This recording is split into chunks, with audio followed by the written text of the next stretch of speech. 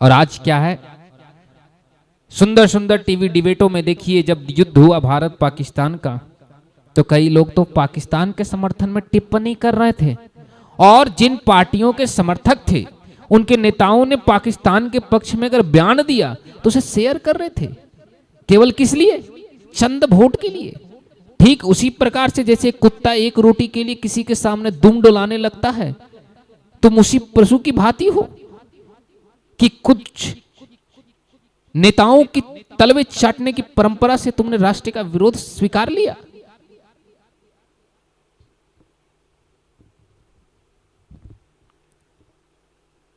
ऐसी परंपरा धिक्कार है उस माता पिता और उस कुल पर, जैसे ऐसे नीच पुरुष जन्म लेते हैं कि कुछ लोगों के तलवे चाटने या कुछ नेताओं को प्रसन्न करने के लिए अपनी मातृभूमि के अपमान पर अपनी मातृभूमि के शत्रुओं का भी सम्मान करने लगते हैं। धिक्कार होता है उन हिंदुओं और नीच पशु प्रवृत्ति वाले मनुष्यों पर जो हिंदू होकर के भी औरंगजेब जैसे कुकृत्य नीच प्रवृत्ति के पशु को सम्मान देते हैं, क्योंकि उनके माता पिता ने कभी उन्हें यह धर्मशास्त्र का ज्ञान दिया नहीं कि बेटा कहां पे बोलना चाहिए और कहां चुप रहना चाहिए। अगर जो मैंने आज कहा, अगर माता पिता यह संस्कृति बचपन से अपने बालकों को देने लगे कि इन स्थानों पर विरोध करो, भले ही वहां तुम्हारे पिता ही क्यों ना खड़ा हो, तो कभी कोई नीच पशु प्रवृत्ति वाला मानव शत्रु देश का समर्थन ना करता। गौ हत्या पर मौन रह करके या गौ हत्या का समर्थन करने वाले नेताओं को अपना आइडियोलॉजी नहीं बनाता, राष्ट्र विरोधी टिप्पणी ना करता, हिंदू होकर के उस औरंगजेब का जयकारा ना लगाता जिसने क्रूरता से हमारे मथुरा और अयोध्या में राम मंदिर ही नहीं हजारों स्त्रियों को उठा कर ले गया वहां से। इसीलिए धर्म का ज्ञान अपने बालक बालिकाओं को अवश्य दें और उन्हें समझाएं कि शास्त्र कहां पे चुप रहने कहता है और कहां बोलना चाहिए। उसी प्रकार से शास्त्र कुछ जगहों पे चुप रहना भी सिखाता है। जब गुरु बोले तो शिष्य को चुप रहना चाहिए, जब माता पिता बोले तो पुत्र को चुप रहना चाहिए, जब पूर्वज बोले अर्थात दादा दादी परदादी जो भी जीवित हुए बोले तो चुप रहना चाहिए, और इनका विरोध भी सम्मान के साथ करना चाहिए। ऐसा नहीं कि विरोध कर देना चाहिए तुरंत। विरोध तब करो जब बात अधर्म का हो, वरना सम्मान से ही इनकी बातों को काटना चाहिए। जब कोई संत बोले तो मनुष्य को चुप रहना चाहिए,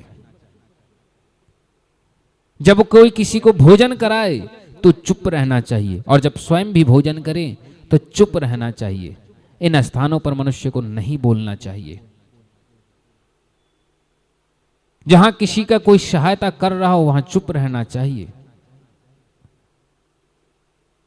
किसी पशु को आपने भोजन दिया और वह भोजन कर रहा है तो वहां चुप रह करके दूर रहना चाहिए, वरना पशु भयभीत होकर भाग सकता है। शिकार करते समय भी मनुष्य को चुप रहना चाहिए, वरना शिकार छूट जाती है।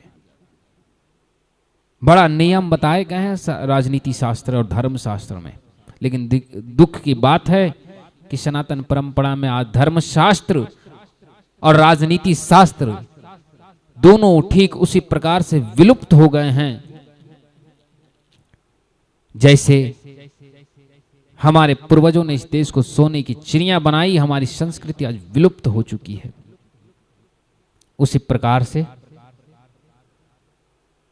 हमारे बालक बालिकाओं में राजनीति शास्त्र और धर्म शास्त्र का कोई ज्ञान नहीं है। अतः